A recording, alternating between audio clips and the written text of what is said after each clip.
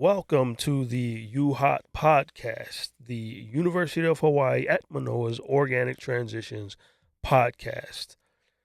This podcast was born out of the Sustainable and Organic Agriculture program at UH Manoa. As a top partner providing technical assistance, we found that it was important to allow local producers to hear from local producers on why they are or are not certified organic, giving the producers perspective on their operation, their experience, and their organic transitions journey. The SOAP program is located on the campus of UH Manoa. You can go to the UHOT website at uhot.org.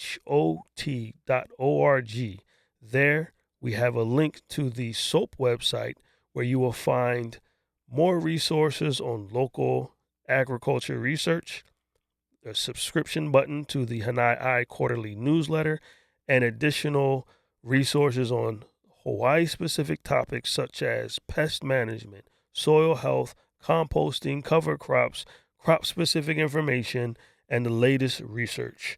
And without further ado, hey Christian, how you doing? Doing well. How's it going, Eric? All right, thanks for taking some time out to talk to us, the UHOT podcast. And this is just a little quick introduction. This is Christian Zuckerman. He is the, well, should I say CFO? Yeah. Yeah, CFO of Hawaii Farmers Union Foundation. And he's also president of the Hawaii Farmers Union United of the Hawai'i chapter. So, Christian, give us a little bit of information and a little bit about your background and what you're doing now and kind of what you're doing. Yeah, absolutely. Yeah. Thanks so much for having me on this podcast. Really looking forward to talking story about the top program and, organic farming in Hawaii and some of the challenges that, face farmers who are either certified or looking to transition. But yeah, a little background about myself. I was actually born in Austria in Vienna. We moved here to Hawaii and Waianae when I was 3.5. So can't say I was born, but I was raised in Waianae.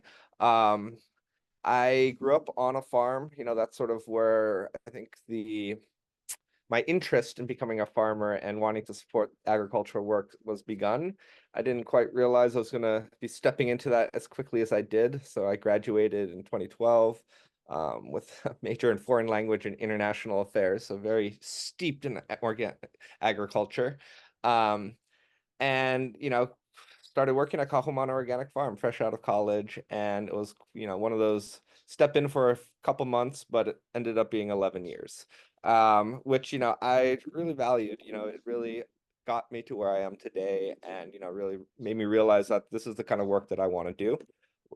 Being in the ground, getting my hands dirty, growing food, but then also being able to support the food systems in Hawaii from this, some more of a higher level perspective, which is a nice balance. But yeah, so I worked at Kahumana Organic Farm for 11 years. It was a 31-acre certified organic crop farm, specializing in baby greens, carrots, and other diversified vegetables. We had a livestock certification for a while. We had about a flock of 500 organic layers. We have had a handling certification where we did value-added products through the farm and the food hub that we sort of added on back in 2018 or something like that.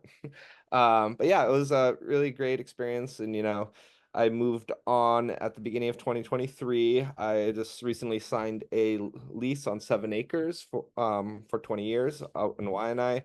So I'm sort of working on getting that up and running. It's going to be sort of a hybrid operation with, some vegetable production, but sort of also orchard systems and greenhouses eventually.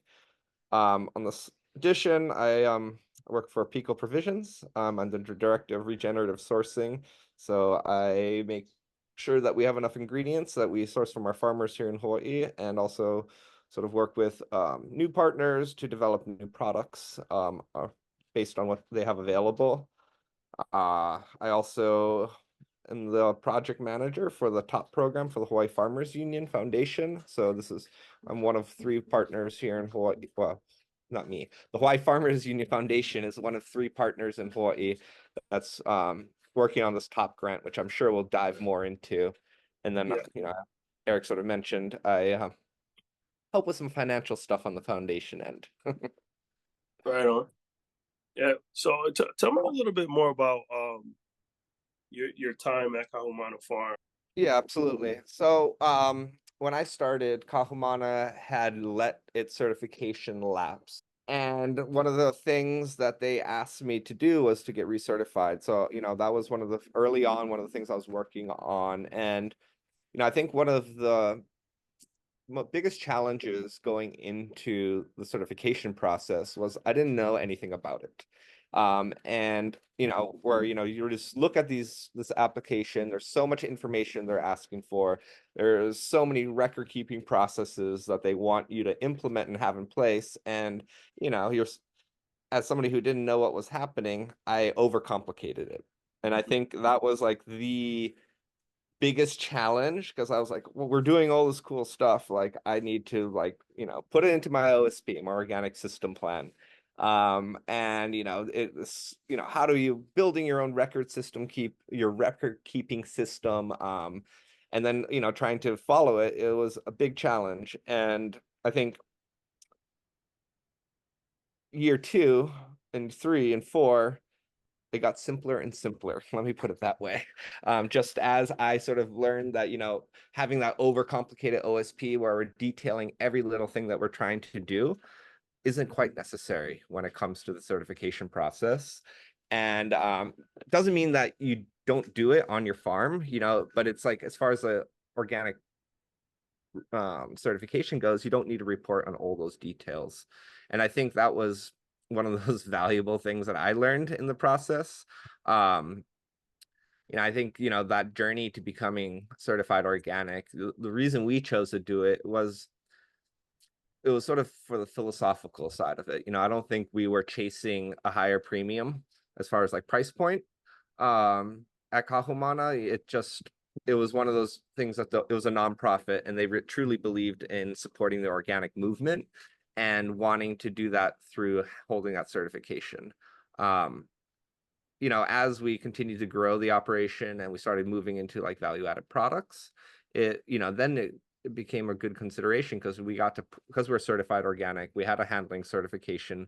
We were able to develop labels around products and put that USDA organic sticker on it.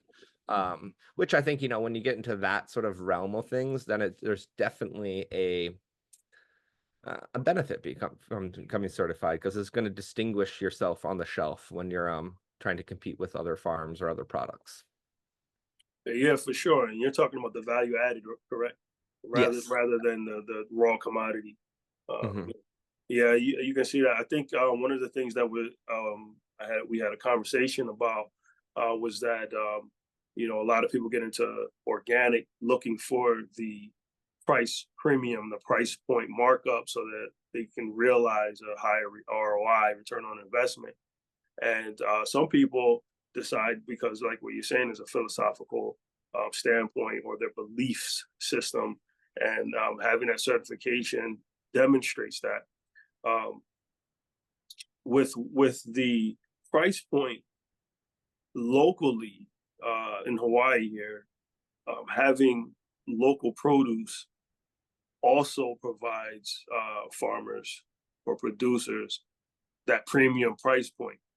I don't know anybody who doesn't look at local tomatoes and says, "Wow, this will be really good in the salad because it's fresh." Hmm.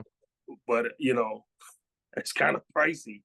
But they you say the same thing for you know imported organic Hmm. tomatoes. So which one are you going to choose? Right. So the local one may not be um, organic, but it's fresh and it's probably more vine ripened than the one from California that's organic. So those are that, and I'm just talking specifically about price point. But can you lend a little bit more to that aspect of price point for local versus organic, and local or certified organic labeling in comparison and what you're seeing out there and what producers are talking about?